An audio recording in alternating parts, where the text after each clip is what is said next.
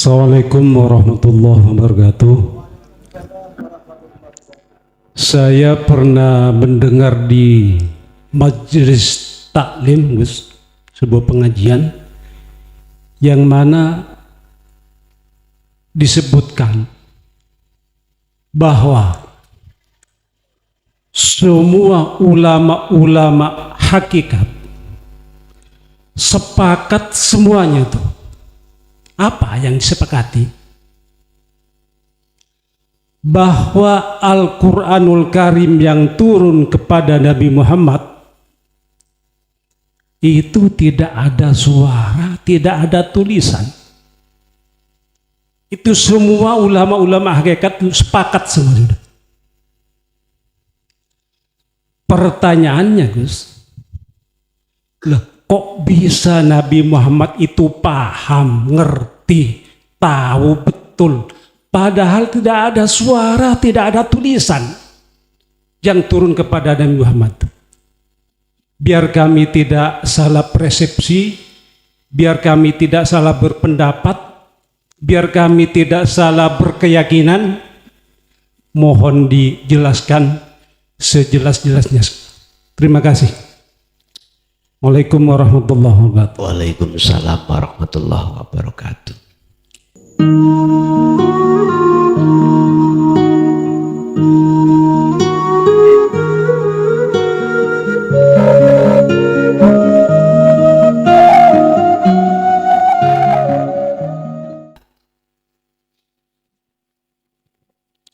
Cek.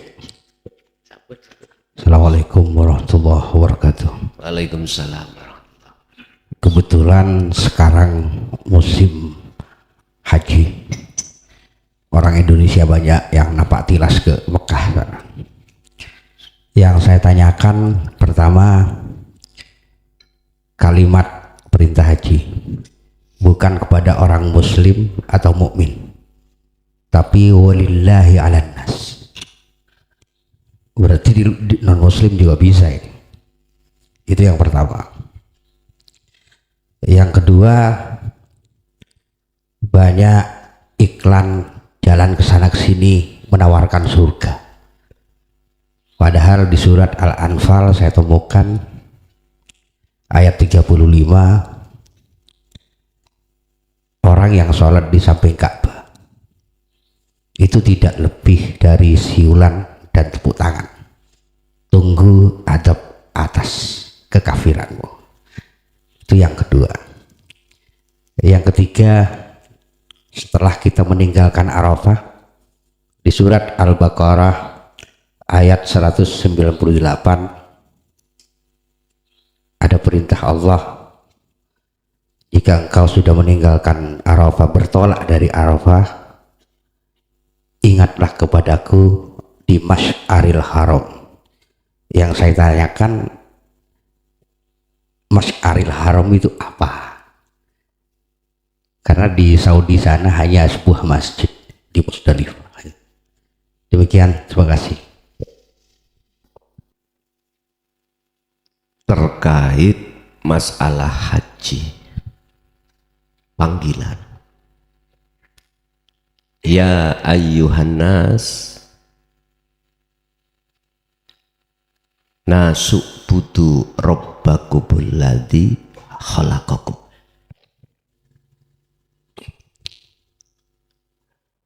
Ini panggilan secara hakikat.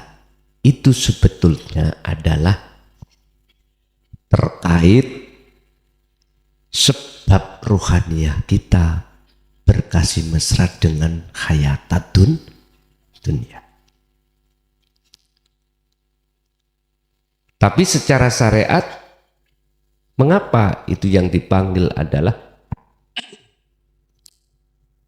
orang-orang, tidak hanya orang mukmin yang dipanggil mukmin. Itu kan secara syariatnya. Wujudnya yang kesana itu hanya orang mukmin. Pandangan syariat. Oke. Itu kita maklumi, Pak. Kita maklumi. Tapi kalau mau untuk melihat pandangan hakikat, ini bersifat universal. Artinya seluruh umat manusia.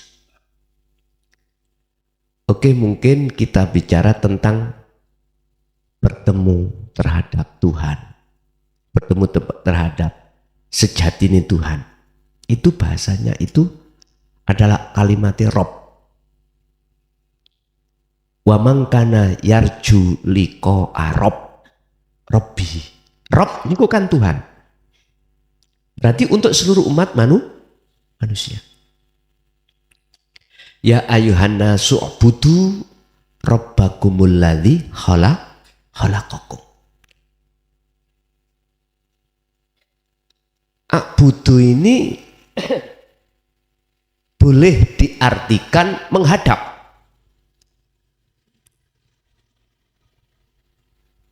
Ada yang mengartikan bahasanya menyembah secara syariat berarti sholat. Oke, itu pandangan syariat kita terima. Karena pendidikan syariat seperti itu. Tapi pandangan hakikat, abudu itu menghadap. Menemui Allah. Menemui Tuhan. Mana yang dimaksud Allah? Kalau di dalam Rob bihi iki kan. Ai, nek tafsirin nangone syariat, nangone wong Islam kan. Ai Allah lah gitu dah. Tapi boleh dong itu diartikan selain agama Islam. Namanya bukan Allah. Boleh-boleh saja. Wong bahasanya isim nakiroh, Rob umum. Tuhan. Berarti semua agama boleh. Cuman caranya untuk kembali, untuk menghadap dan bertemu kepada yang memanggil kita, caranya umat Islam secara syariat, dohir, dengan selain agama Islam, silakan berbeda. Monggo, silakan berbeda. Kalau bahasa saya sih nasional, Pak. Boleh Allah temui tidak hanya lewat di dalam sholat 5 waktu aja, tapi boleh jenengan temui Allah itu di segala hal aktivitas apapun. Saya tidak fanatik, enggak, segala hal apapun. Sebab kalau kita sudah masuk di ruangan Rob, Allah itu boleh dengan bahasa apapun. Tidak harus bahasa Arab. Tidak harus. Bahasa Madura bisa, Pak. Allah ya paham bahasa Madura. Buktinya, keakuan diri hidup dalam diri jenengan paham. Apa kakan? Makan. Jenengan tak paham toh? Lah paham jenengan iku menunjukkan Allah paham.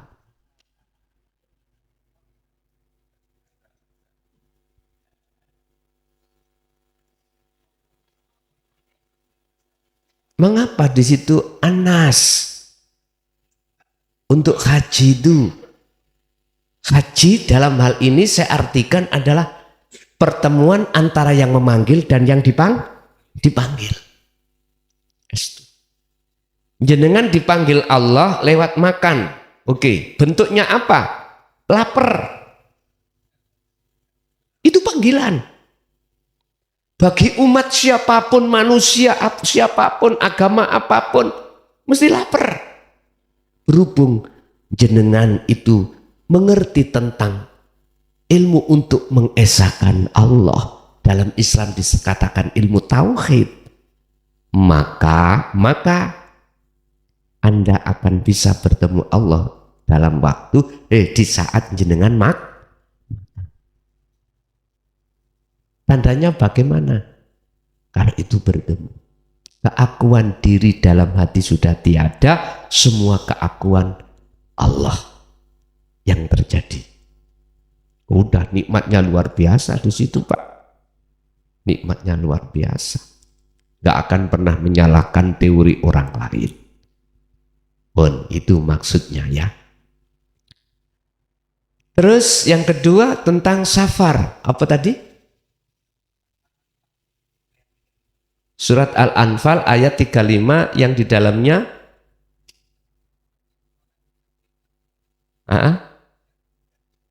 oh gitu. Mohon maaf nggih. Sekali lagi bukan bermaksud saya adalah menyalahkan saudara-saudara kita yang ada di Makom Am, yang ada di sana. Enggak. Itu memang hukum syariat, memang karakter kita seperti itu. Mengapa dikatakan di situ seperti orang yang bersiul? Karena di dalam diri kita ada sifat munafik. Ada sifat munafik.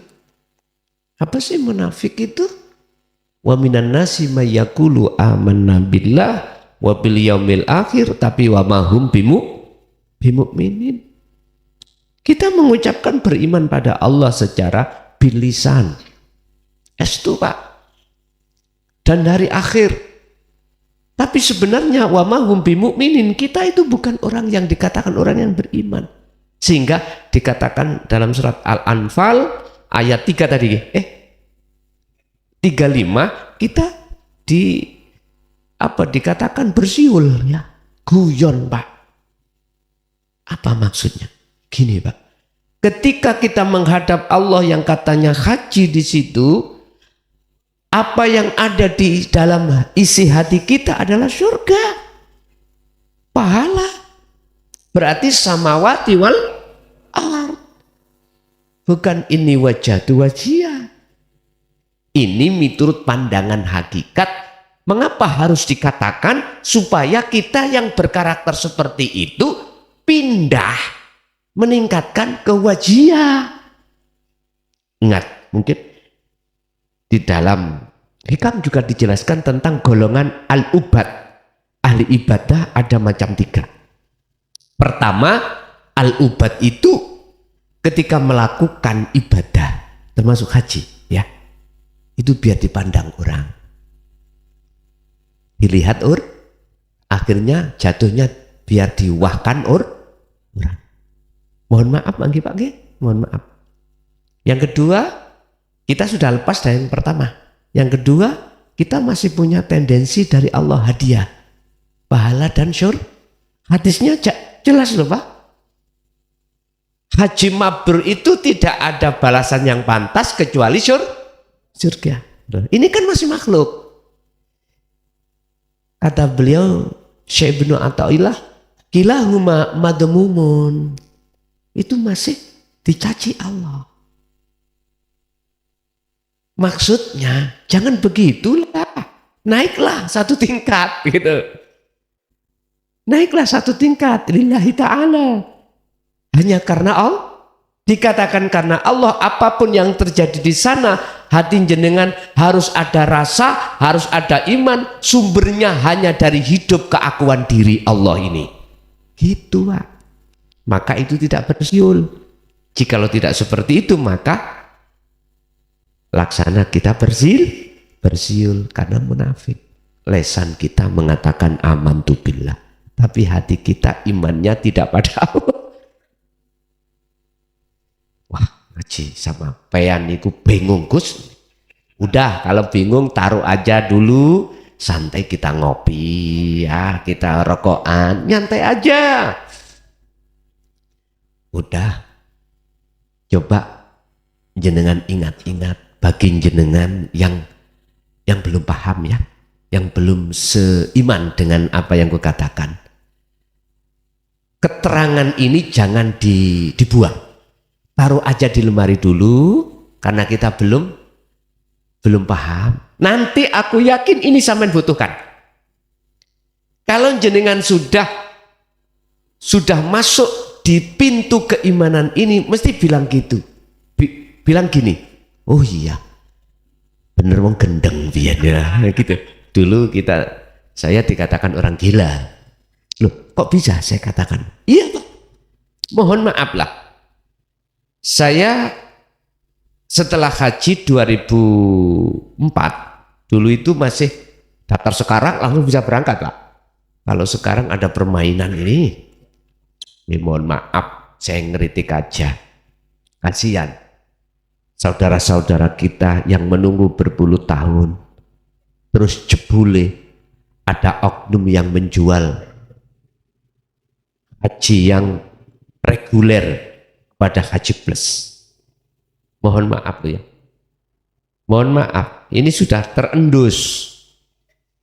Kasihan saudara-saudara kita menunggu berpuluh tahun, haknya diambil oleh seorang oknum. Dijual. Dijual langsung Pak, berangkat, tapi mahal. Mahal. Kasihan saudara-saudara kita yang menunggu sekarang berapa puluh tahun. 22. Yes, makanya mungkin lewat medsos ini barangkali didengar oleh presiden terpilih. Sekali lagi saya mohon untuk dibantu masyarakat tentang reguler ini, ya, karena belum tentu kita menunggu kita menangi Pak ya, kebanyakan sudah mati, belum sampai sudah mati. Tolong untuk diupayakan bagaimana caranya pemerintahan untuk berlaku benar dan menindak oknum-oknum, akhirnya masyarakat ini lekas berangkat. Bapak Ibu, kembali kepada bersiul. Terus bagaimana caranya kita supaya tidak masuk dalam golongan bersiul itu? Mau dan tidak mau, terimalah ajaran para tabi'ina sholihin, guru akhirat kita, yang menerangkan, mengajarkan tentang dinut tauhid ini. Pun hanya itu Pak jawabannya. Kalau ini selama kita tolak, maka selama itu hati kita masih terisi selain Allah. Terus yang ketiga, apa tadi Pak?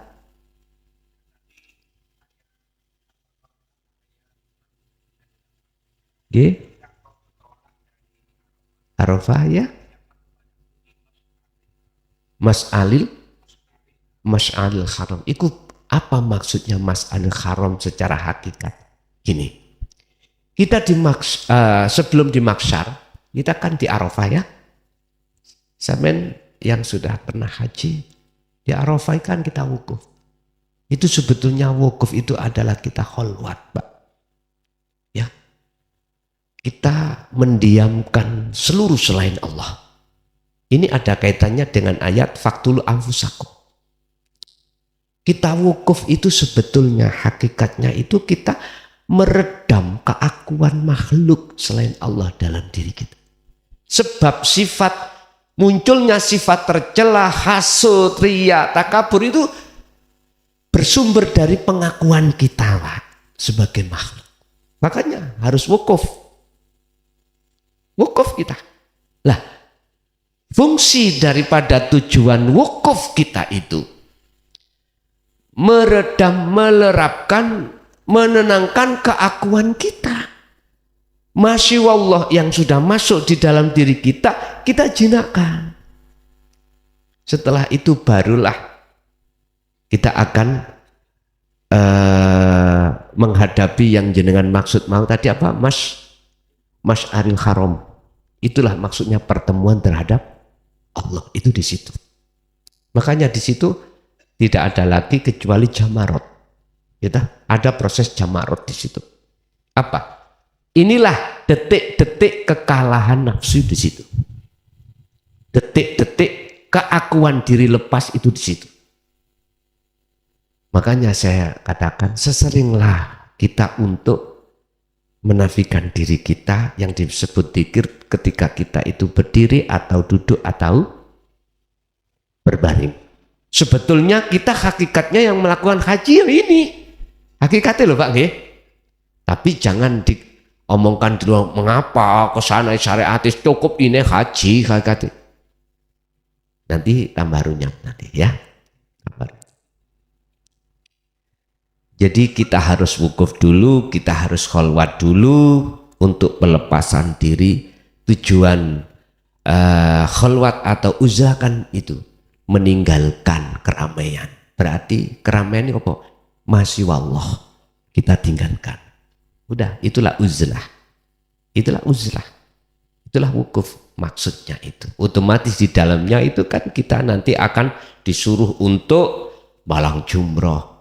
Bismillahi Allahu Akbar. Nek sejarah Nabi Ibrahim kan sebelum beliau berkorban menyembelih Ismail, Nabiullah Ismail kan digoda oleh iblis. Akhirnya kalahnya iblis, diantem batu lah, ngeten nggih.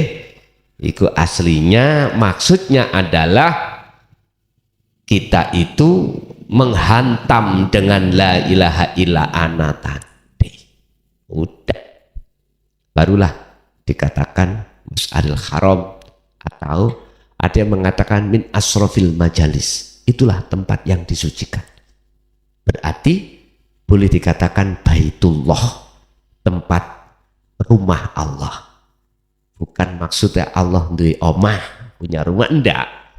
Artinya hati jenengan ini sudah tidak ada lain kecuali isinya hanya ingsun Allah. Kalau bahasa Nabi Musa itu fakodistam sakabil bilwadil muqaddasit atwa. Tempat yang disucikan disebut atwa, lembah yang disucikan atwa. Makanya Musa, lepaskanlah kedua sandal kamu, sebab kau mau masuk lembah yang disucikan, disebut atwa. Ini surat Toha, Pak, antara ayat 11 sampai ayat 14. Nah, ternyata yang dimaksud sandal ini adalah syirik. Syirik jali, syirik khafi, ya tah? Yes, kalau bahasa kita, kalau masuk ke masjid, sandal dua harus dilepas. Kita akan bisa bertemu Allah atwa. Nek cara jenengan Mas'aril Haram ketemu Allah, ya harus dilepas itu. Caranya harus wukuf. Yaitu faktulu anfusakum. Niki cara ekstrim, Pak. Zamannya Nabi Musa itu ekstrim, faktul anfusakum. Macetuk niki. Gitu, melepaskan keakuan dan muncul akunya Allah. Ya aku ya Allah, ya aku ya Allah. Allah ya Karim. Nggih. Ada lagi? Maka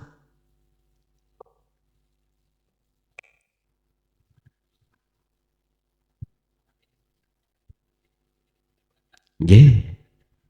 Nanti kalau 5 orang bapak-bapak, nanti setelah itu ibu, Pak, nggih, kita kasih kesempatan 5 bapak, habis itu ibu nanti.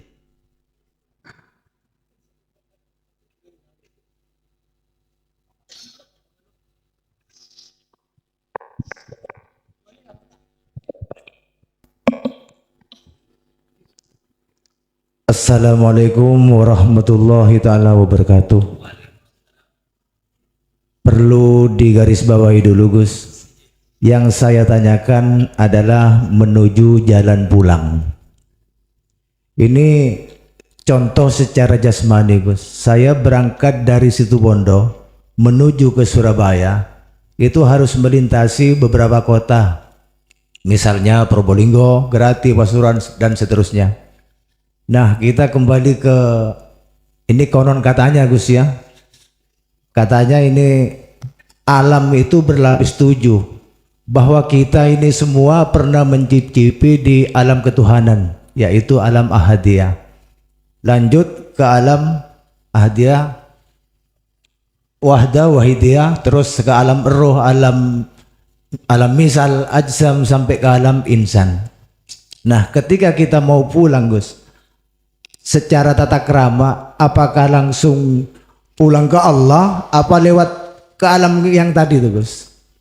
Mungkin perlu penjabarannya, Gus. Terima kasih. Assalamualaikum warahmatullahi taala wabarakatuh. Waalaikumsalam warahmatullahi wabarakatuh. Ketika wa inna ilaihi raji'un, tergantung Allah kita diperjalankan yang bagaimana.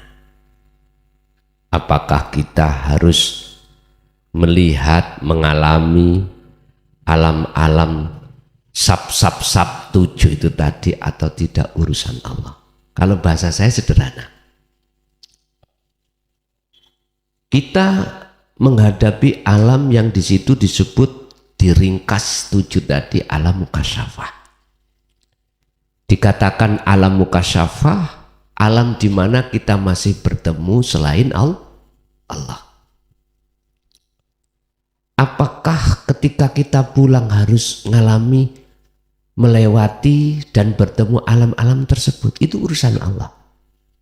Bahasa jenengan kholwat suluk untuk wusul, apakah harus Allah menterjadikan jenengan bertemu terhadap alam-alam itu seperti kanjeng Nabi Muhammad SAW ketika Mi'raj? Jawaban saya, tergantung Allah. Tergantung. Jenengan andai kata membawa ilmu toyul arti. Toyul arti itu ilmu ngelempit bumi. Siti Bondo sampai Surabaya itu hanya 1 jangkah. Apakah 1 jangkah itu melewati alam-alam itu? Ya, tapi enggak ngelewati. Ngelewati tapi enggak Waduh, tambah bingung mana saya. Artinya tidak melewati, jenengan tidak diterjadikan untuk melihat alam-alam itu, atau jenengan dari Situ Bondo, Probolinggo dan seterusnya. Enggak melihat itu. Ngoten. Ada yang pernah belajar toyul arti?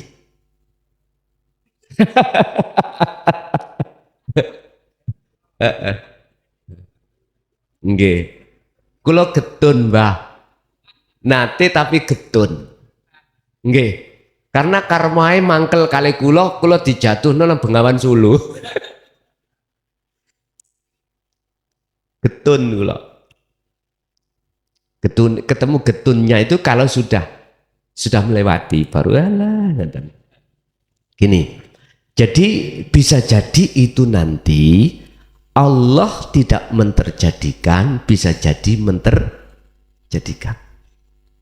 Hanya Rasulullah dawuh, kal barki kembalimu seperti kilat.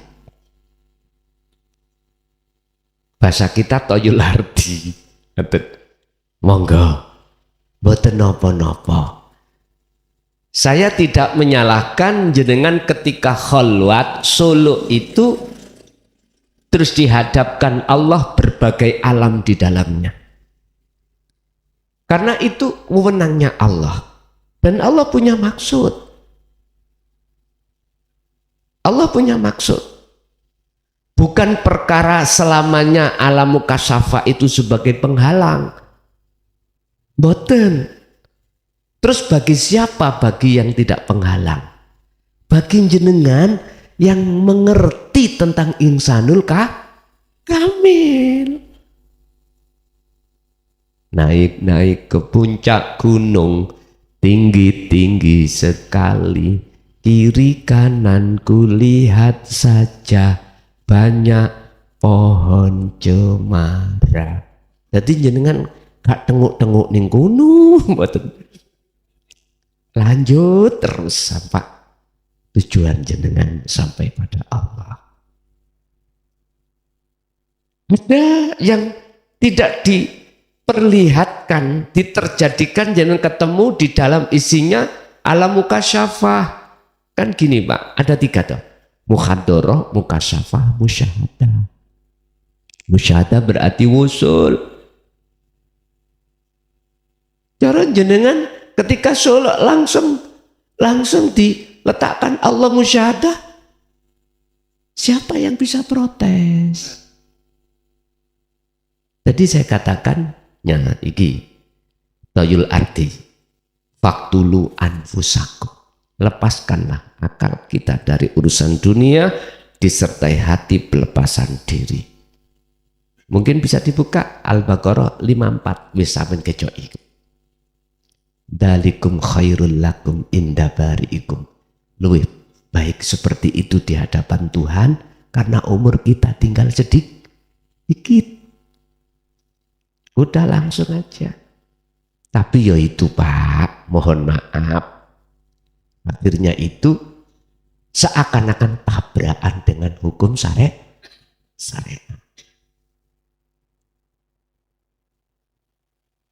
Tapi jenengan nanti tidak akan bingung dan tidak akan diperjalankan rohaniyah ini dalam jalannya nafsu, nggak akan.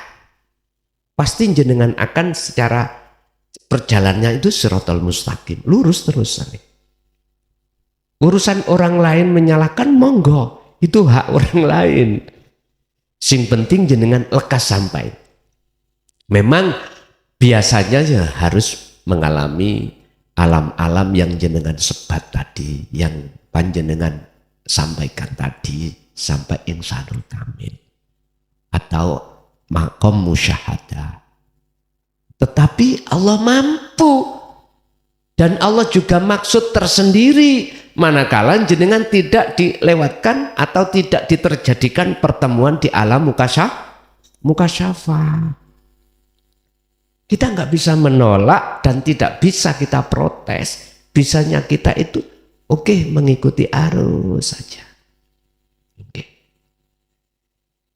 Itu Pak jawaban saya, bisa jadi iya, bisa jadi enggak. Semua itu in aroda syai'an ayyakula lahu kun fayakun. Itu ada yang protes gini Pak. Pasti ada. Iya kalau itu Nabi dan Rasul. Kalau kita umat yang paling jelek ya nggak mungkin. Ya sudah. Walaupun gak percaya kalau Allah mampu menghendaki siapapun, nggak apa-apa nggak percaya. Yang penting pesan saya, ojo nyalahni Allah. Jangan percaya, jangan ada tidak percaya. Anda tidak percaya kalau Allah itu mampu segala hal apapun. Sekarang aku tanya, Allah dulu dengan sekarang sama enggak? Kalau enggak sama, nyun sewu, mungkin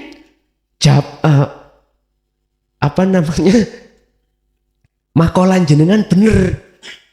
Tapi kalau Allah dulu dengan sekarang itu sama, siapapun yang dikehendaki monggo kersa, itu urusan Allah. Kita enggak usah masuk ke ranahnya Allah.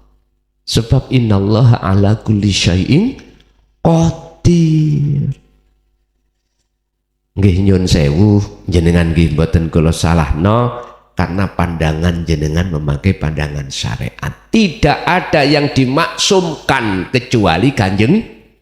Tidak ada nabi dan rasul yang dimi'rajkan kecuali Kanjeng. Ya udah enggak apa-apa. Ngoten nggih. Nggih, wonten melih, monggo.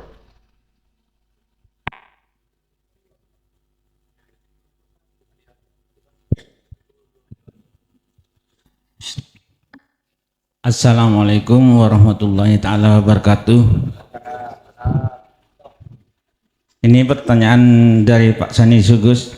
Ya seperti jalan ke Surabaya juga, tapi ini lain. Jalannya melalui katanya sampean juga ya, ini yuhabiki ya, Allah berngomong kan gitu kan, iya, ngomong diri. Terus ikan ndak sekolah serahkan baju-baju ke Allah, maksud tak gitu.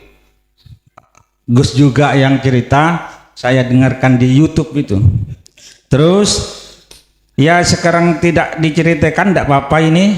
Tapi yang penting ini Gut, mau masuk zona berikutnya ma'rifatullah dalam rasa, itu yang penting saya. Iya, sudah itu lewat Surabaya, Jakarta sudah lewat ini, melalui jalan-jalan seperti tadi itu dah ya. Assalamualaikum warahmatullahi taala wabarakatuh. Waalaikumsalam warahmatullahi wabarakatuh. Makrifat lewat rasa. Rasa itu apa sih? Iman, ya. Jenengan memang kalau toh pingin sekali lebih cepat sistem kita dari atas turun ke bawah, tidak ke bawah ke caranya betul. makrifat lewat rasa. Ini tidak dibutuhkan ilmu-ilmu apapun. Ilmu-ilmu harus pandai baca Quran, nggak usah. Al-hadis, as-sunnah, nggak usah.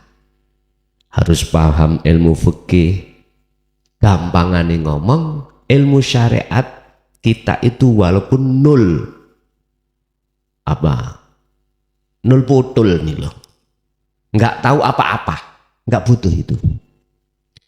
Cukup dalam hati jenengan ada rasa, munculkan rasa dalam diri jenengan bahwasanya hidup dalam diri jenengan itu adalah Allah. Prakteknya bagaimana? Yaitu tadi yang aku katakan. Sesering mungkinlah jenengan itu berdiam diri atau wukuf. Akal lepas, hati lepas keakuan diri makhluk apapun. Akhirnya keakuan Allah dalam diri jenengan mesti akan muncul. Kalau nggak muncul, paksa muncul.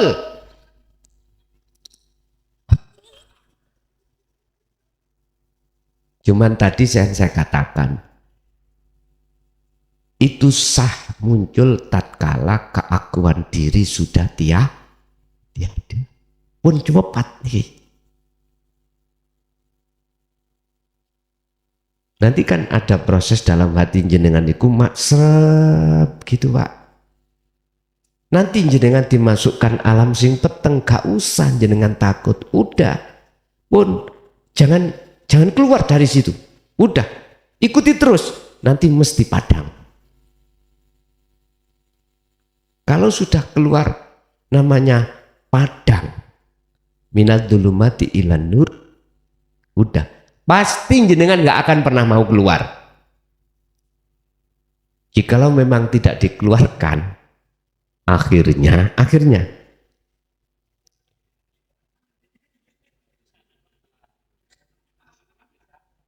ya sudah, kita ikut aja sampai sudah. Betul, itu nanti ada dua Pak. Tidak dikeluarkan dalam keadaan kita sudah dijemput kematian, kita dikeluarkan tetap rohani hati sampai dalam keadaan terus terang benderang. Allahu waliyul ladina amanu yukhrijuhum minal zulumati ilan. Udah, walaupun jenengan dikembalikan lagi, posisi hati sampean selalu terang benderang. Jadi selalu makrifat pada Allah. Selalu makrifat. Jadi inilah yang dimaksud amal yang berlandaskan wujudu siril ikhlas. Akmal itu bernyawa, akmal sampai bermakrifat. Yo ini lho Pak, yang bahasa syariat Allah katakan di dalam kitab Ihya, ceritanya Imam Ghazali, bukan sholatmu Ghazali, bukan karena ibadah-ibadah yang lainnya kau kumasukkan ke rahmatku, bahasa syariat surga, hanya karena ketika saat kau menulis mushaf Ihya, kau biarkan yang namanya lalat meminum mangsi di asbab. Sepele Pak nggih? Padahal itu tidak sepele. Beliau makrifat pada Allah. Ada lagi, sepanjang hidupnya 21 melakukan zina. Tapi mengapa? Gara-gara meminumi anjing haus, ghafarallahu laha min dzunubiha wa kafir anha sayyiatiha. Ayo, hanya sepele tak? Padahal perilakunya kan, kalau kita bicara zina kan sudah mentok Pak nggih. Tapi mengapa di situ kok ya? Gara-gara ngombeni guguk anjing kehausan. Jangan yang dimaksud mengasih minum itu bukan makrifatnya itu pada saat itu. Terus apalagi jenengan iki segala amal itu selalu rahasianya ikhlas selalu ada. Wah, luar biasa ini. Bapak Ibu, jadi jenengan yang paling penting jadikan rasa sebagai pijakan jenengan jatuh pada ahad. Caranya yaitu tadi udah. Jenengan ikuti mawon. Udah. Kapanpun dalam keadaan apapun jenengan dilatih. Kalau kita itu duduk karena memang umur kita sudah tua Pak ya. Kadang punggung ini terasa sakit kalau kelamaan ya dah. Udah sambil berbaring aja. Udah. Sambil berbaring mudah sekali kok. Allah tidak memberatkan. Nantilah jenengan sampai rasakan nanti terjadi magnes dalam hati jenengan, masuk di dalam alam gelap ataukah langsung terang, urusannya Allah. Alam gelap berarti alam mukasyafah, alam terang berarti musyahadah, urusannya Allah. Udah disuruh nikmati gelap dulu monggo, langsung terang nggih monggo, sing penting jangan takut, udah aja nggih. Ada lagi? Kasih Bapak dulu. Nggih, monggo Bapak-bapak dulu.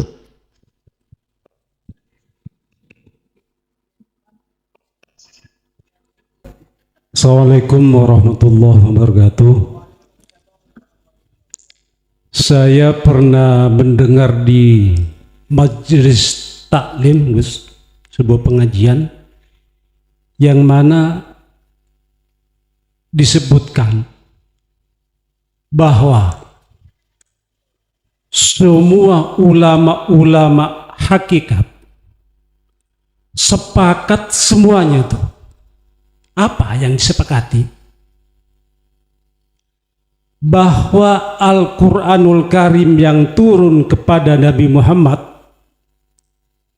itu tidak ada suara, tidak ada tulisan. Itu semua ulama-ulama hakikat sepakat semua.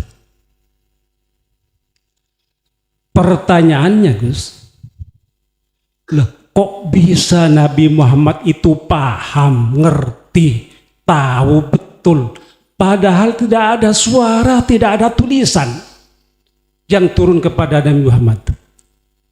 Biar kami tidak salah persepsi, biar kami tidak salah berpendapat, biar kami tidak salah berkeyakinan, mohon dijelaskan sejelas-jelasnya. Terima kasih. Waalaikumsalam warahmatullahi wabarakatuh. Waalaikumsalam warahmatullahi wabarakatuh. Itulah firman Allah yang tersirat. Ya. Sebelum tersurat, beliau terlebih dulu sudah mengerti apa yang mungkin kalau boleh saya katakan itulah Al-Quranul Qadim. Sebelum turunnya wahyu Allah yang tertulis mulai dari Zabur, Taurat, Injil, terakhir Al-Quran, itu sudah ada.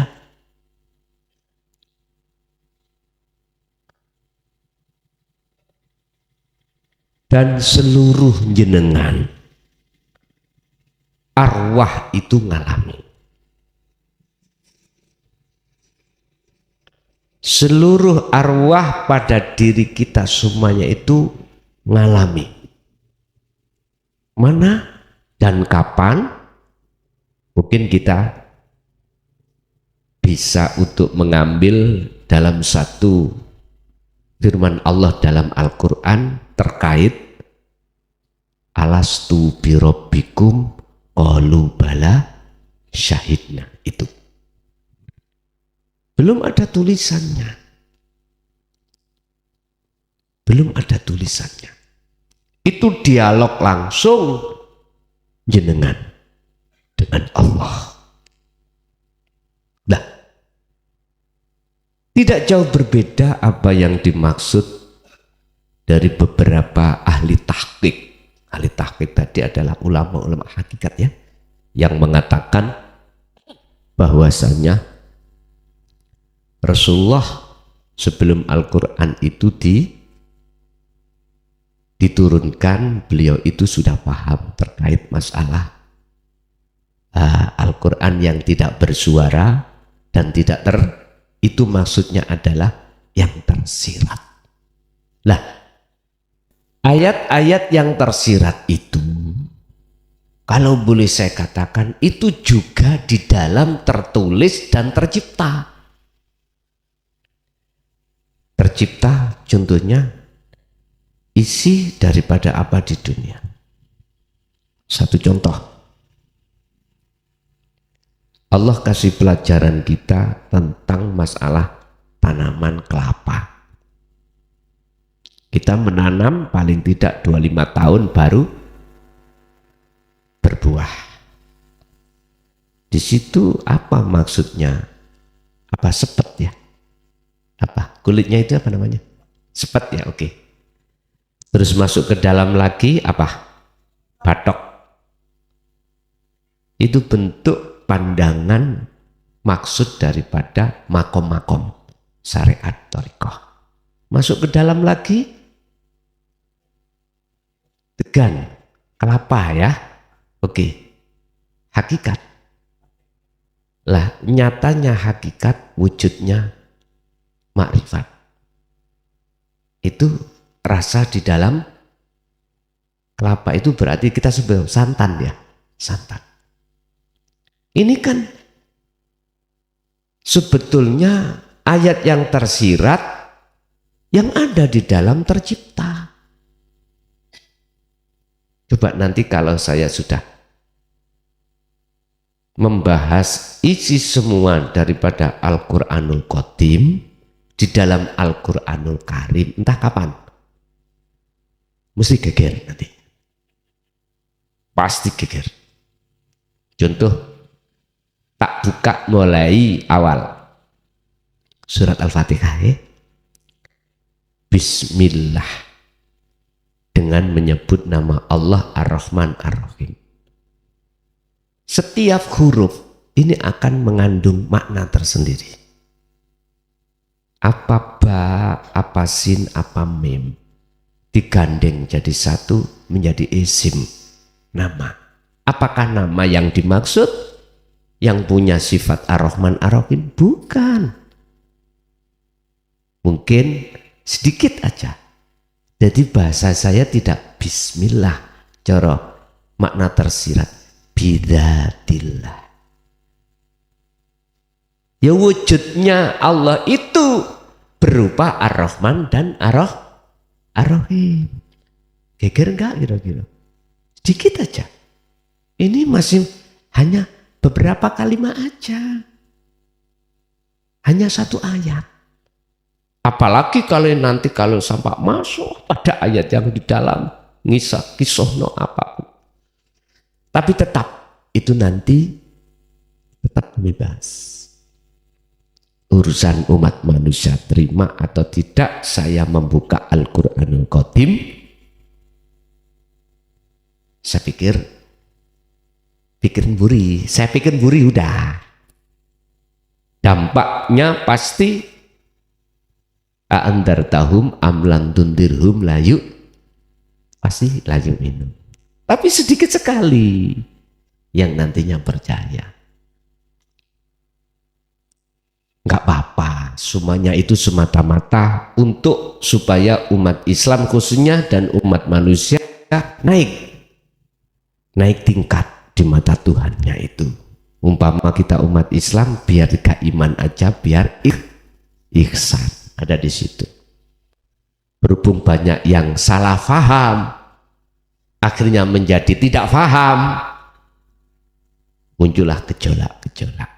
Ya udah, nggak apa-apa.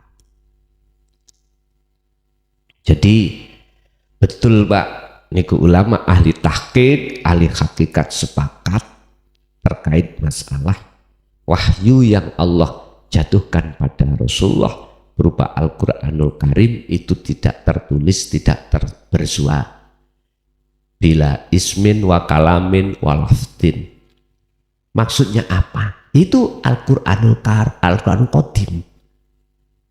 Itulah kalau sekarang ayat-ayat Allah yang tersirat di dalam hati. Lah, Al-Qur'anul Qadim itu ada di mana? Hanya ada di dalam hati seorang hamba yang Allah kehendaki. Siapa? Hati yang sudah mukhlishina lahuddin. Hati yang sudah bersih dari segala hal apapun selain Allah. Akhirnya tampak dan nyata. Keluarlah ini berupa keterangan. Dan keterangan inilah yang dibutuhkan umat manusia. Mestinya begitu. Sehingga ketika jenengan membaca Al-Qur'anul Karim, itu maksud hakikatnya itu paham. Mungkin jenengan buka dalam surat Ali Imran ayat 7. Di situ disebutkan terkait masalah firman wahyu Allah yang bertafsir muhakamah dan mutasabihah. Niki. Apa muhakamah? Tafsir-tafsir yang jelas, yang secara syariat harus kita ikuti. Jelas contohnya apa? Contoh misalkan udah yang namanya sholat wajib dilakukan, ya jelas sudah. Puasa, haji jelas. Tapi ada al-mutasabihat. Lah ini Pak, wa ma ya'lamu ta'wilahu illallah, disebutkan yang mengerti maksud takwilane, artinya ayat-ayat yang bersifatkan mutasyabihat ghaibiyah itu maksudnya kemakrifatan, cuman Allah. Barang siapa yang hatinya condong mengikuti itu, maka tersesatlah dia. Nah, siapa yang dimasukkan tersesat buat siapa? Yang mengikuti siapa? Gini Bang, kita akan mau melaksanakan nyun sewu, tiru-tiru orang yang jadab sungguhan, kita niru-niru. Wong kita nggak ngerti kok, malah kita yang kesasar. Jadi kalau ada di situ sudah nggak niru-niru, nggak boleh. Hanya Allah, maksudnya hanya Allah gimana?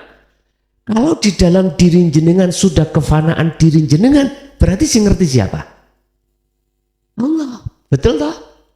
Termasuk di dalamnya ayat mutasabihat alif lam mim. Lah niki. Makanya sampai buka tafsir apapun yang bersifatkan muhakamah, apakah tafsir Jalalain, tafsir Munir, tafsir Mundir, Ibnu Katsir, jawabannya cuman begini. Yang tahu al-muraduhu bihi illallah, yang tahu cuman Allah. Ya sudah gitu aja. Memang ini mutasabihat, yang tahu cuman Allah. Makanya lepaslah keakuan diri jenengan, baru nyoto Al-Qur'anul Qadimnya. Nggih. Wonten melih ada lagi? Bapak kurang setunggal, nggih. Assalamualaikum warahmatullahi wabarakatuh. Waalaikumsalam warahmatullahi wabarakatuh. Ada 2 pertanyaan Gus. Yang pertama, sepanjang saya mengikuti pengajian jenengan, bahwa manusia itu tidak punya kekuatan untuk melakukan sesuatu kecuali dari izin Allah. Artinya dia tidak punya kehendak kalau Allah tidak mengizinkan. Tapi ketika saya pernah ikut suatu Zoom, di situ dikatakan bahwa manusia punya free will, artinya punya kebebasan berkehendak untuk melakukan sesuatu. Nah, di sini kan ada kontradiksi Gus, yang saya bingungkan dari pendapat sisi apa tadi, Qadariyah dan Jabariyah kalau nggak salah Gus. Saya bingung itu. Penjelasannya bagaimana Gus untuk mematchkan 2 pendapat itu gitu loh. Yang kedua, di Al-Quran disebutkan barang siapa yang bersyukur akan ku tambah nikmatnya. Yang saya tanyakan, bagaimana cara bersyukurnya kita dari pandangan sisi hakikat dan ma'rifatnya, Gus? Matur nuwun, Gus, penjelasannya. Wassalamualaikum warahmatullahi wabarakatuh. Waalaikumsalam warahmatullahi wabarakatuh. Dua makalah itu tidak akan ada kontradiksi dan tidak membingungkan kalau kita pakai dua kacamata. Dua makalah itu tidak akan ada gap kontradiksi jikalau kita pakai dua kacamata. Satu kacamata pandangan hukum syariat dan yang kedua hukum hakikat. Satu dikatakan hukum hakikat benar. Kalau manusia itu tidak bisa punya apa-apa. Allahu khalaqakum wa ma ta'malun. La haula wa la quwata illa billah. Jelas hakikatnya. Tapi kalau pandangan syariat, ada istilah hak manusia itu. Hak memilih. Seakan-akan kita punya hak memilih. Ini benar menurut syariatnya. Benar. Sehingga kita itu, manusia itu punya hak memilih beriman atau tidak beriman. Inilah letak berlakunya hukum syariah. Dan ini proses yang kita alami. Kapan itu? Sejak kita masuk dalam dunia akil balik atau dewasa, memang seperti itu, Pak. Berarti benar makalah ini miturut hukum syariat. Nah, sebab syariat itu kacamatanya memandang makhluk. Contoh, siapa BB yang ngasih belanja jenengan? Ya pamanmu. Ini benar miturut pandangan syariat. Karena syariat memandang makhluk. Makhluk punya hak untuk memilih, untuk mengatakan benar miturut pandangan syariat. Bahwasanya manusia itu ada pilihan. Diterangkan kok di dalam Al-Quran, ada surga, ada neraka. Ya dah. Jikalau sami'na wa atokna surga, sami'na wa asoina berarti neraka. Ini kita bicara di pandangan syariat benar. Sudah benar. Tapi harus kita matkan ke hakikat. Kita matkan. Kita gadukkan ke hukum hakikat bagaimana. Dijelaskan di dalamnya bahwasanya manusia itu tidak punya hak apapun. Itu dijelaskan semata-mata supaya kita itu purun dan mau lekas menuju akad. Gitu loh, Pak. Aslinya ada di situ.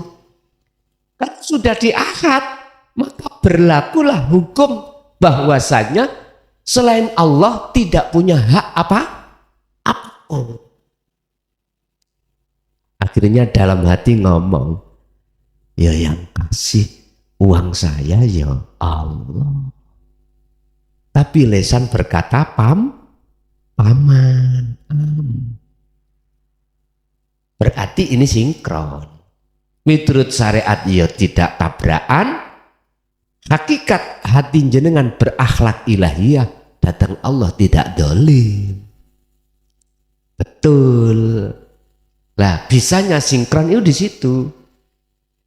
Ini tidak akan pernah sinkron, Pak, manakala hanya pakai kacamata satu saja.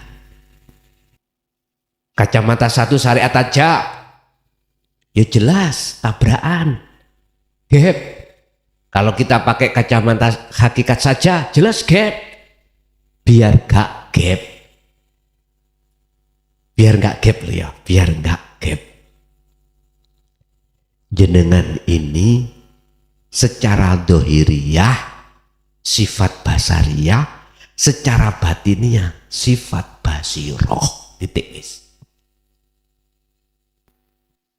Yaiki corot orang itu membawa pacul diletakkan di rumah, ya dah, ditakoni, buat apa pacul ini?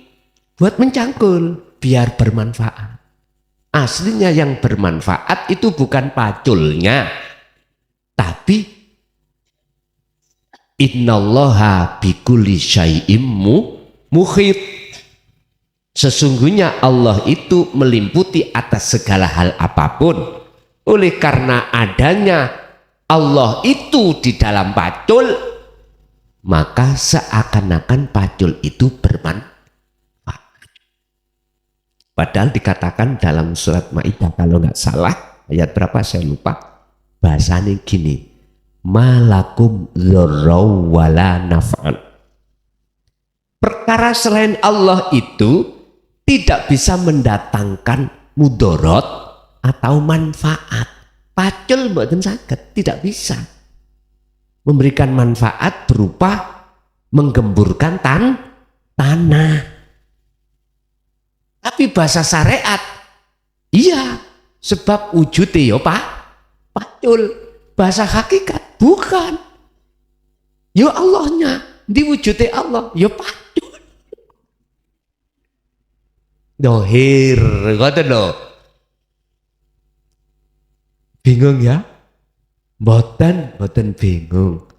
Lagilah mungkin dalam surat Al-Qasas ya, 56 kalau nggak salah ya.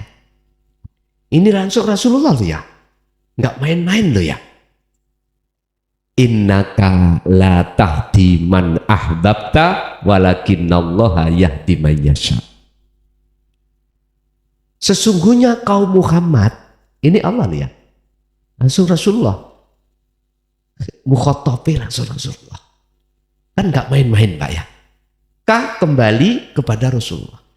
Innaka sesungguhnya kaum Muhammad ikulah tahdi man ahbabta, tidak bisa memberikan petunjuk kepada orang lain sekalipun orang dekatmu, orang yang kau cintai.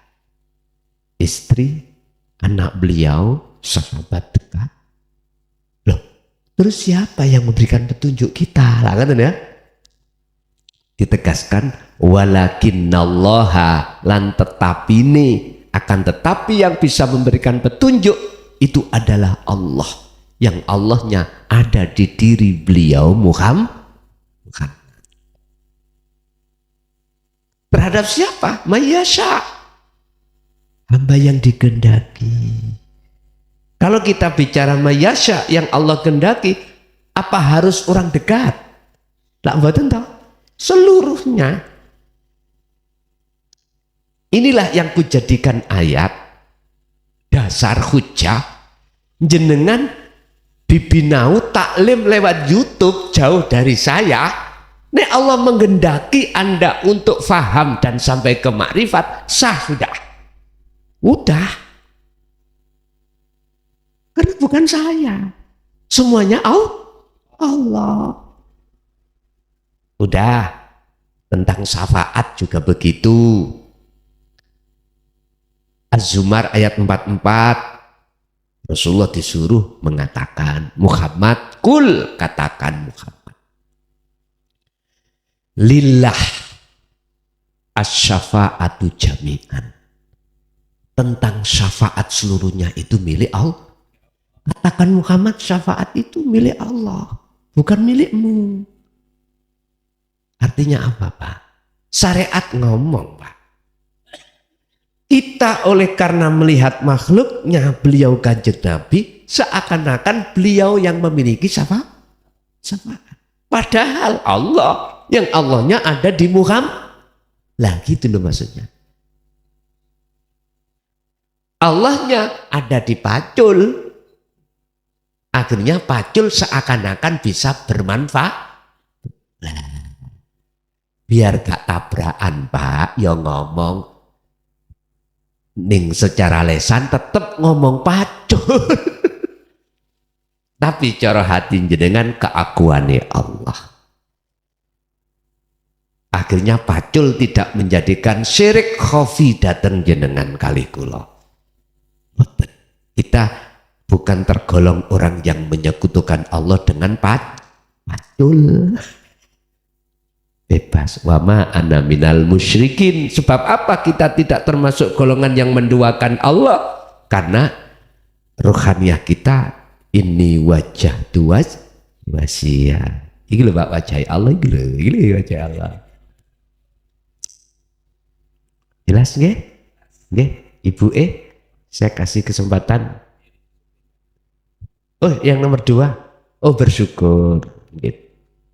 La in syakartum la azidannakum wa la in kafartum inna adzabi lasyadid. Maksud syukur hakikatnya itu bagaimana? Supaya bisa makrifat. Sebab ayatnya, jikalau kau bersyukur kepada Allah atas nikmat yang diberikan, maka akan ditambah. Tapi jikalau kau mengingkari kesyukuran itu, nikmat Allah, azablah yang amat pedih yang diturunkan pada kita. Itu maksudnya syukur bagaimana? Oke, bahasa syukur kalau dalam Al-Quran wujud lafate alhamdulillah. Syukur kita pada bahasa Indonesia terima kah? Terima ngasih, menerima ngasih. Hakikatnya bagaimana? Oke. Kalau toh puja, puji itu alhamdulillah utawi sekabai, semua puja dan puji kita lillahi hanya milik Allah. Ketika kita secara syariat boleh mengucapkan alhamdulillah, tapi secara ruhaniah jenengan lepas diri dari segala hal apapun selain, udah yaitu hakikatnya, akhirnya bisa sampai makrifat. Sehingga ketika kita mendapatkan rezeki secara syar'i, entah rezeki tentang masalah jelas, kalau rezeki ijab sudah, imdad ini yang setiap saat dan waktu kita terima, kelangsungan hidup, kita sudah lepas makhluknya, otomatis keagungan Allah. Inilah hakikatnya syukur. Berarti syukur, dalam syukur bisa kita jadikan sebagai kendaraan bertemu Allah. Makanya di situ ayatnya la azidannakum, tak tambah. Berarti jenengan ditambahi fasilitas-fasilitas untuk bertemu Allah. Ibu saya kasih kesempatan kalau ada, monggo. Assalamualaikum warahmatullahi wabarakatuh. Gus, saya mu'alaf. Saya mau tanya, orang tua saya kan beda agama. Apakah ketika seorang ibu itu mengatakan hal yang sekiranya itu dalam tanda kutip mengutuk anaknya karena beda keyakinan dengan mereka, apakah doa dari seorang ibu itu akan dikabulkan sama Allah? Itu aja Gus, terima kasih. Assalamualaikum warahmatullahi wabarakatuh. Waalaikumsalam warahmatullahi wabarakatuh. Miturut versi Al-Quran, versi ya, nanti saya ungkap dari sisi syariat dan hakikatnya. Siapa ya yang disebut mukmin dan siapa yang disebut wong sing ingkar atau disebut wong kafir? Kalau versi syariat ini, kalau menurut saya kurang puas karena masih menyalahkan orang lain. Tapi tetap saya ungkap biar jenengan nggak salah paham. Yang dimaksud orang mukmin adalah orang-orang yang percaya bahwasanya Tuhan itu adalah Allah.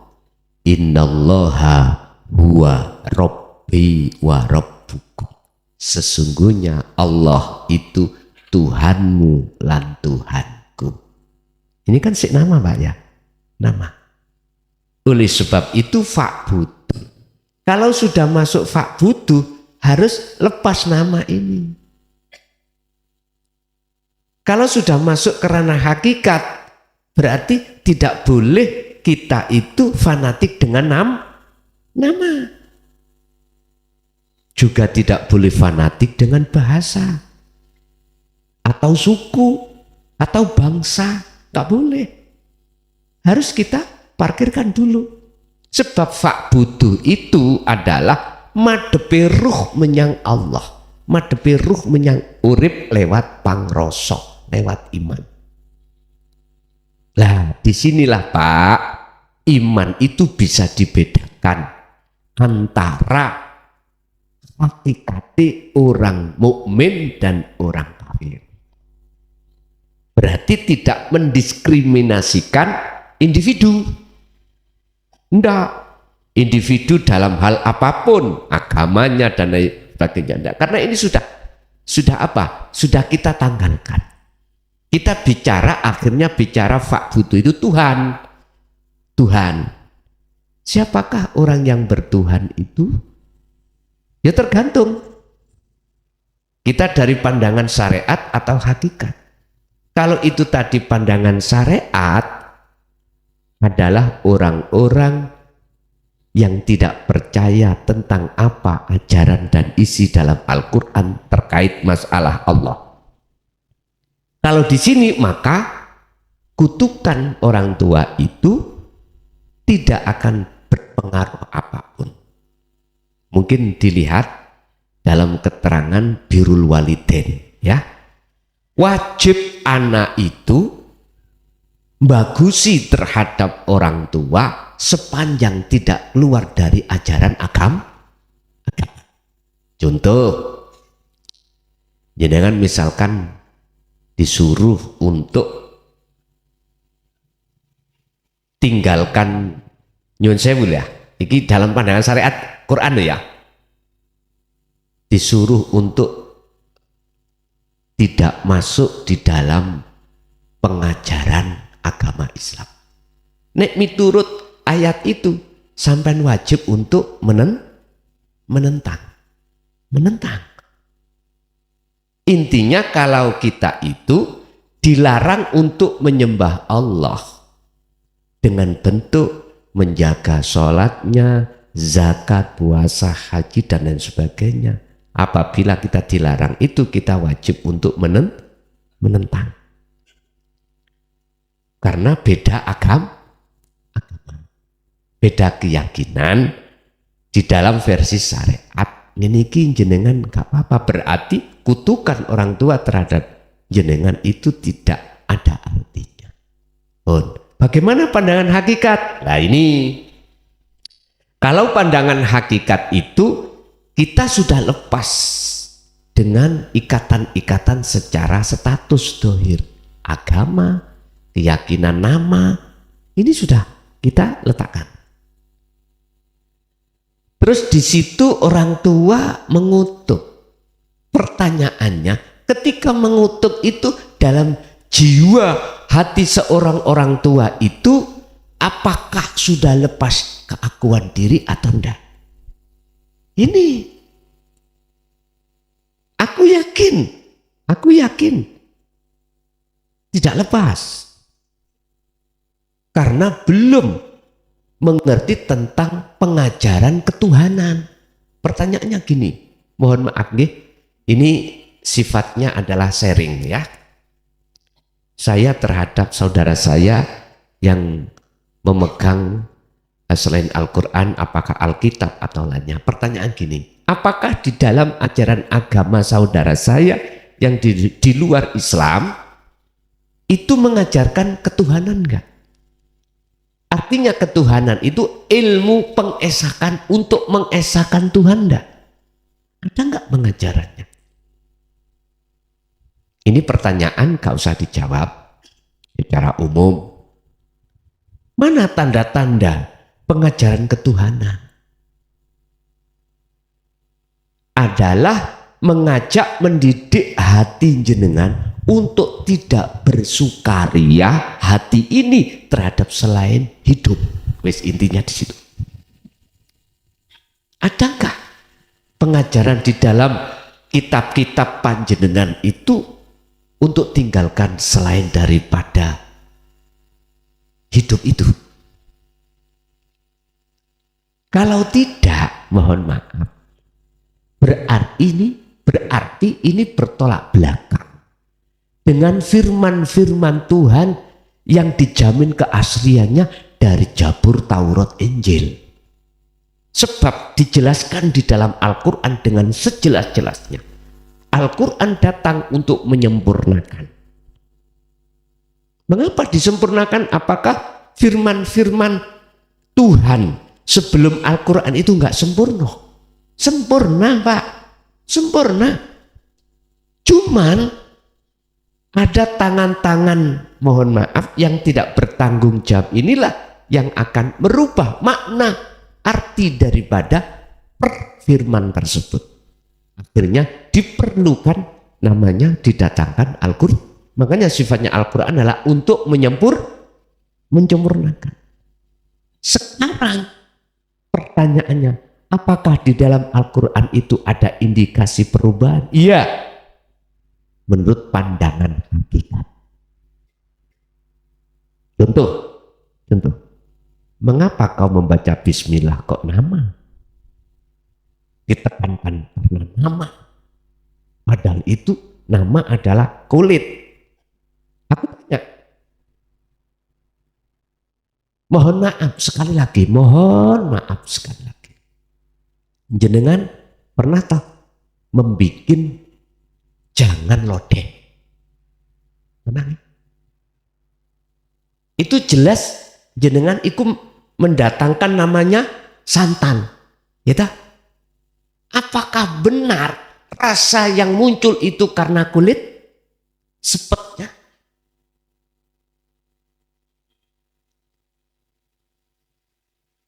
Si bingung.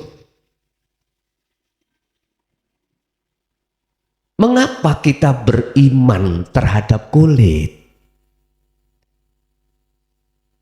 Makanya iman kita tidak akan pernah ihsan manakala kita masih muter-muter aja di kulit. Kita tidak akan menganggap terasa Allah dekat manakala kita tidak jatuh pada hakikat makrifat. Tidak bisa, Allah jauh. Akhirnya kita sembrono, berbuat dolim, berani, karena Allah terasa jauh. Sama dengan gini, saya pakai sepeda motor tanpa helm, berani saya. Padahal ini melanggar lalu lintas, lampu merah tak sikat. Karena apa? Saya tidak merasa ada polisi.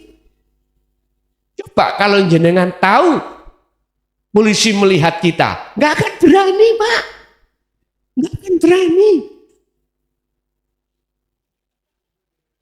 Maka ditanya, ketika kita nerobos lampu merah, oh polisi yang delik, polisinya sembunyi, kita langsung ditangkap. Mengapa kamu kok berani tidak pakai helm? Karena saya tidak tahu kalau ada polisi. Iya, Pak.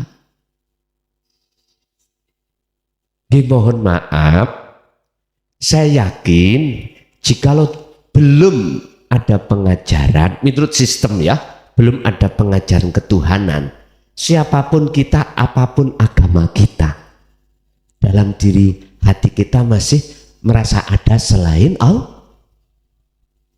Yang bisa ini, bisa itu, punya ini, punya itu. Jikalau munculnya dawuh apa man jenengan kutukan itu selain daripada Allah, nggak sah. Nggak sah, Bu. Jangan takut. Nggak sah. Sebab yang bisa kualat, ya, yang bisa malati, yang bisa mendatangkan mudorot atau manfaat cuman Allah. Yang maksud Allah itu ada hidup dalam diri jenengan. Jenengan yang sudah duduk di dalam keagungan Allah. Ingat, ada beberapa ayat dan beberapa surat yang menjelaskan kalau nggak salah hanya 12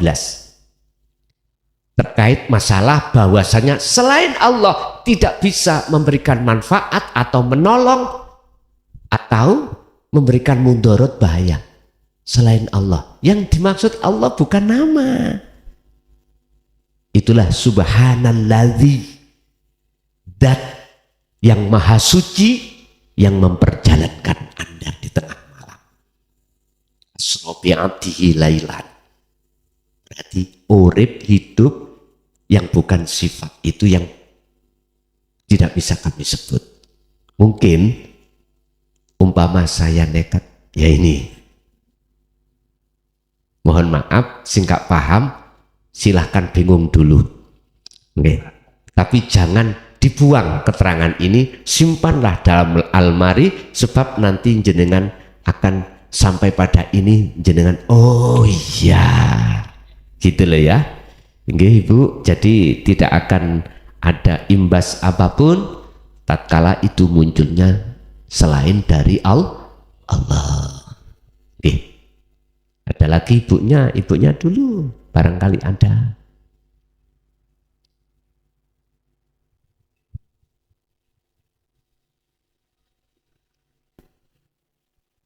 Assalamualaikum warahmatullahi ta'ala wabarakatuh. Waalaikumsalam warahmatullahi wabarakatuh. Saya mau tanya Gus, tentang hakikatnya bid'ah itu apakah yang dimaksud bid'ah? Karena kalau orang Islam itu melakukan bid'ah itu akan masuk neraka, gitu kan? Terus yang kedua, saya mau tanya tentang hakikatnya sholat daim dan bagaimana hukumnya orang yang melakukan sholat daim tapi tidak pernah melakukan sholat secara syariat. Itu saja. Oke. Assalamualaikum warahmatullahi ta'ala wabarakatuh. Waalaikumsalam warahmatullahi wabarakatuh. Al bid'atu dhalalah az-dhalalatu finnar. Makna daripada bid'ah adalah sesuatu yang tidak pernah dilakukan kanjeng Nabi secara syar'i dulu. Zaman Rasulullah, mohon maaf ya nggak ada mic ini, nggak ada, nggak pernah. Rasulullah dahar dengan sendok, nggak pernah Rasulullah itu pakai sepeda motor atau sepeda pancal, nggak pernah. Pakai mobil, ya juga nggak pernah. Adanya onta, keledai atau kuda lah gitu dah. Apapun, siapa yang melakukan yang Rasulullah tidak pernah lakukan itu bid'ah. Udah, mohon maaf sekali lagi, pandangan syariat kalau kita itu bicara bid'ah khilaf sampai kapanpun, saling menyalahkan. Nggak pernah Rasulullah habis sholat terus wiritan. Ada yang begitu mengatakan. Terus ada orang yang habis sholat wiritan disebut bid'ah. Nggak pernah tahlilan, nggak pernah tiba sholawatan, nggak pernah. Bid'ah. Tapi mohon maaf, jenengan habis sholat terus megang HP, gak bid'ah tadi. Kita kalau bicara dari pandangan syariat nggak ada habisnya Pak, gegeran terus, akhirnya bermusuhan terus. Coba mandang hakikat, apa sih yang dimaksud bid'ah secara hakikat? Udah, saya berangkat dari satu hadis yang mengatakan shollu kama ra'aitumuni usolli. Intinya gini Pak, pada zaman Rasulullah syariatnya dengan sekarang nggak sama dalam hal perilaku dohir. Syariat lah berlaku dohir ini dah. Zaman Rasulullah syariatnya kalau Rasulullah kemana-mana pakai onta, Sekarang apalagi Indonesia, masa pakai unta? Haji pakai unta. Nggak bisa, zamannya beda, Pak. Kita pakai pesawat, kita pakai mobil, kita pakai kapal. Jangan dipersoalkan. Rasulullah dahar dengan 3 jari. Jenengan pakai sendok. Dan jangan dipersoalkan. Yang Rasulullah tidak pernah lakukan itu gini. Apapun perkara lakukan beliau secara fisik, nggak pernah ruhaniyahnya itu jauh dari Allah. Itu berarti kalau kita melakukan sesuatu hati kita lalai pada Allah, itulah hakikatnya udah.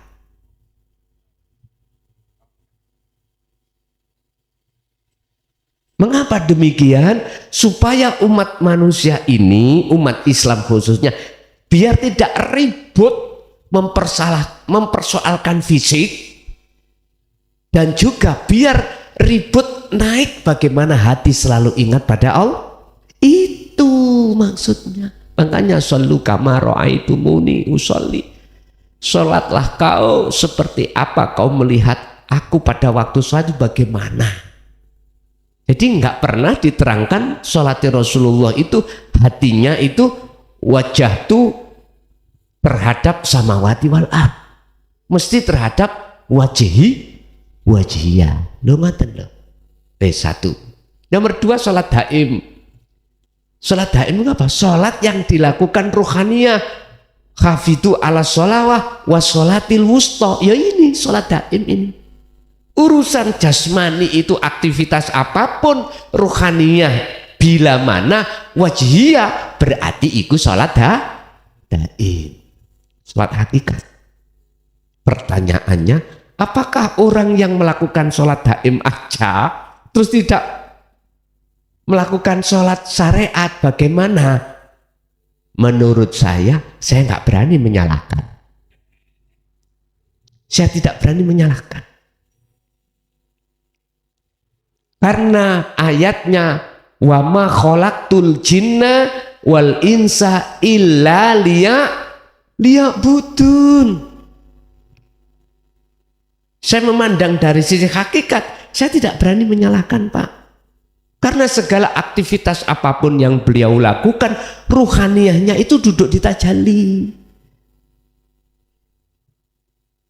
Duduk di tajalli. Beda kalau mandang saya dari sisi syariat. Beda. Ayatnya juga jelas. Al-Baqarah 238. Hafidu jagalah ala sholawah ing atasi ay al maktubah. Yang disebut sholat 5 waktu. Jagalah berarti kewajiban. Tapi lupa kita ada wassolatil wusta. Jadi di situ nggak putus. Ada wawu ataf menyambung, menyertakan. Wassolatil wusta dan sholat tengah. Ini nek sampean lihat dari Al-Quranul Karim tafsirannya, ada ulama yang mengatakan asar dan lain sebagainya. Bukan. Lihat di dalam Al-Quranul Qadimnya, itu sholat daim, sholat yang dilakukan ruhaniyah, menghadap pada Allah. Ini makanya jangan heran kalau sholatnya sopo wae, bah kiai, bah santri, bah tukang maling, bah tukang gak maling, waktu sholat ya isinya samawati wal ard. Gak bisa, Pak. Kawan khusyuk gak bisa. Gak usah ditutup-tutupi, konangan sendiri kok. Sebab innallaha ya'lamu ma fis sudur. Apalah Pak kalau kita itu nutup-nutupi. Apa manfaatnya? Justru kita malah semakin jauh pada Allah. Orang yang baik itu bukan orang yang selalu berbuat baik. Orang yang baik adalah orang yang berbuat jelek, mengakui kejelekannya, dan untuk ke depan tidak berbuat jelek. Lah itu. Jadi Bu, kula mboten saged nyalahke jikalau kula mandang dari sisi hakikat. Mboten salah karena dia itu memakai sistem Majidubun mungkin pakai sistem apa? Illa liya'budun. Tapi kalau si syariat harus dijaga ini. Setelah itu waqumu lillahi qanitin, jagalah itu dengan khusyuk. Nggak bisa kita sholat 5 waktu khusyuk, nggak bisa. Kalau al-wustonya tidak disertakan, mboten saged. Tetap di sini wedhus sapi. Apalagi nih ajeng belean ya. Yang ketepatan kita itu ada indikasi darah rendah. Wedhus Pak diarep-arep.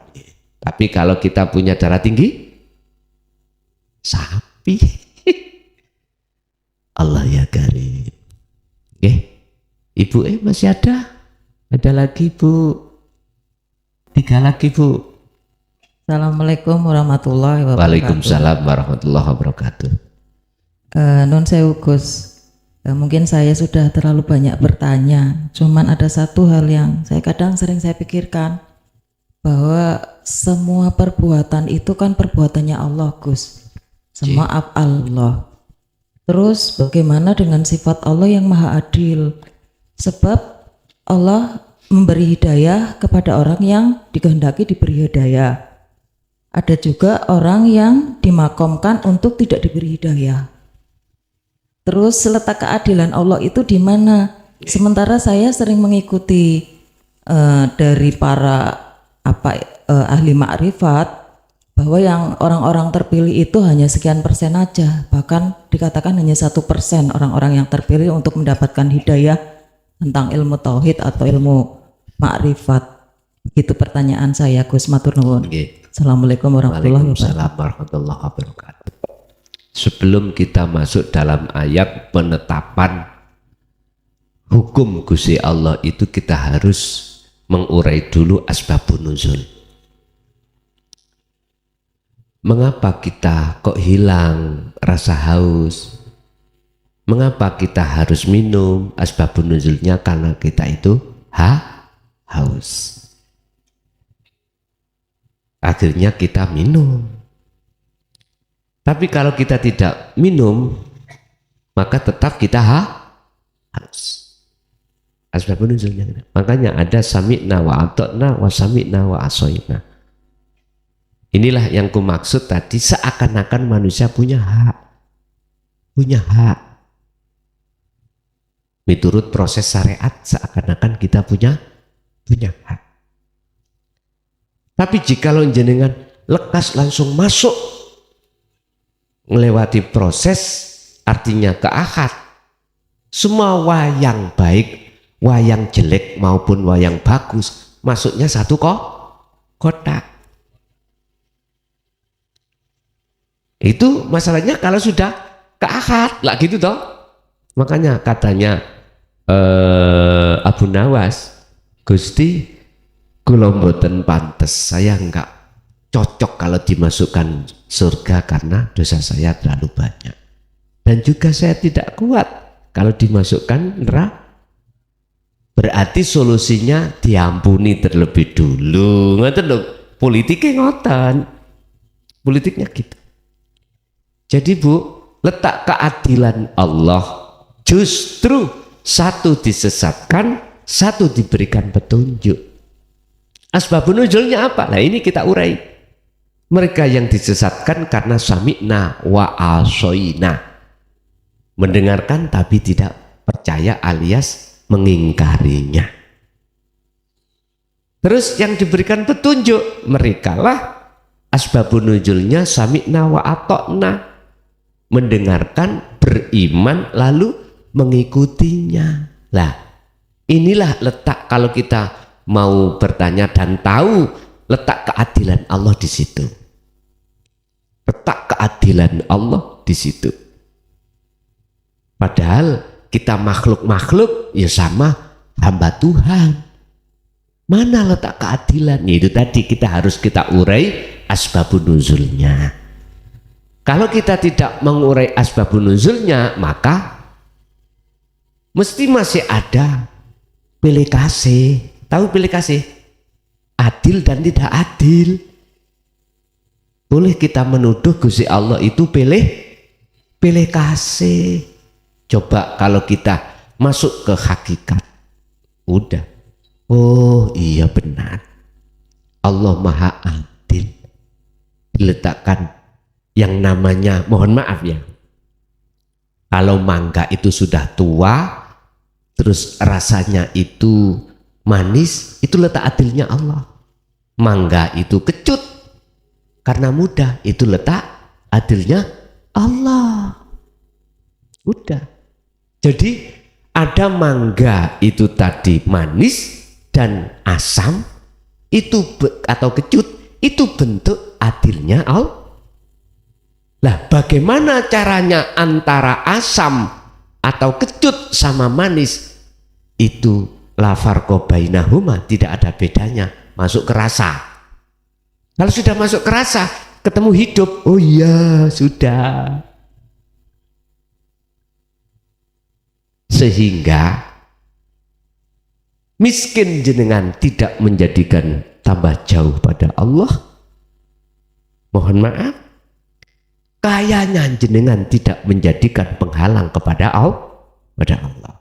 Pun aman-aman saja. Itulah ciri kekasih Allah. Inna auliya Allah la khaufun alaihim wa la hum yahzanun. C. Ngoten Bu, ada lagi? Ibu